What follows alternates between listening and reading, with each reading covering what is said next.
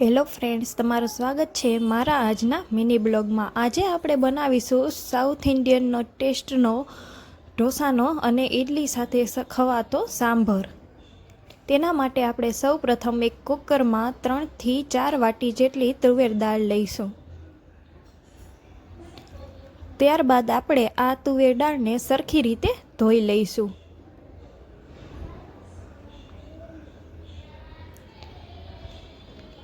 દાળ ધોવાઈ જાય ત્યારબાદ આપણે તેમાં થોડુંક મીઠું ઉમેરી દઈશું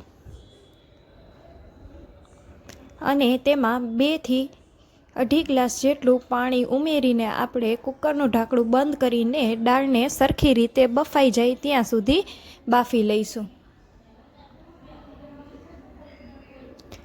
ત્યારબાદ દાળ બફાઈ જાય એટલે તેને આપણે બ્લેન્ડરથી સરખી રીતે ઝેરી લઈશું। હવે આપણે એક કડાઈમાં તેલ લઈશું।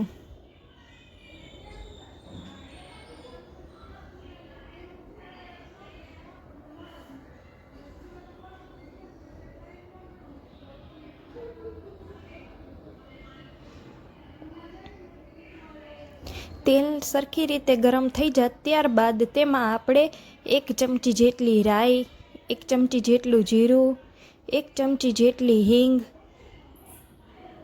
અને થોડા ખડા મસાલા નાખીને તેમાં હળદર પણ એડ કરી દઈશું। ત્યારબાદ તેમાં આપણે આદુ અને લસણની પેસ્ટ ઉમેરીશું અને તેમાં સમારેલી ડુંગળી નાખીને તેને સરખી રીતે હલાવી લઈશું।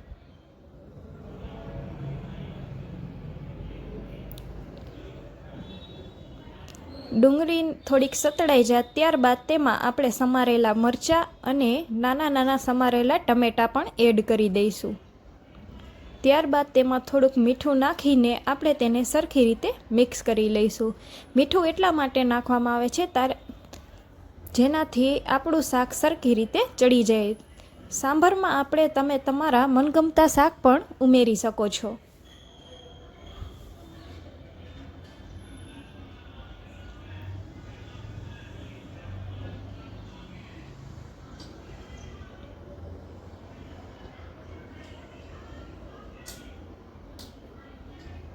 હવે આ બધું સરખું સતળાઈ જાય ત્યારબાદ તેમાં આપણે લાલ મરચું, ધાણા જીરું, થોડોક ગરમ મસાલો અને 3-4 ચમચી જેટલો સાંભરનો મસાલો એડ કરીને તેને આપણે સરખી રીતે મિક્સ કરી લઈશું।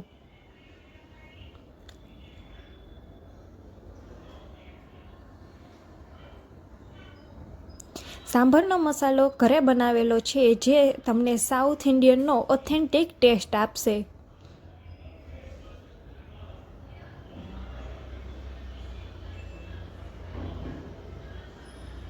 ત્યારબાદ આપણે તેમાં ઝેરેલી દાળ ઉમેરી દઈશું।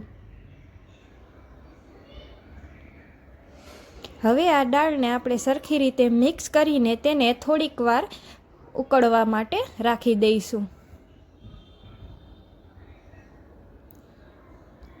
હવે સાંભર આપણો સરખી રીતે ઉકળી જાય ત્યારબાદ તેમાં સ્વાદ અનુસાર ખાંડ અને લીંબુ ઉમેરી દેવાનું છે। ત્યારબાદ તેને સરખી રીતે મિક્સ કરીને આપણે તેને ઉકળવા દઈશું। તો દોસ્તો, તમે આ રીતે ઘરે બનાવી શકો છો હોટલ જેવો અને સાઉથ ઇન્ડિયન ટેસ્ટનો ઓથેન્ટિક સાંભાર। જો તમને આ રેસીપી ગમી હોય તો તમે ચેનલને લાઈક અને ફોલો જરૂરથી કરજો।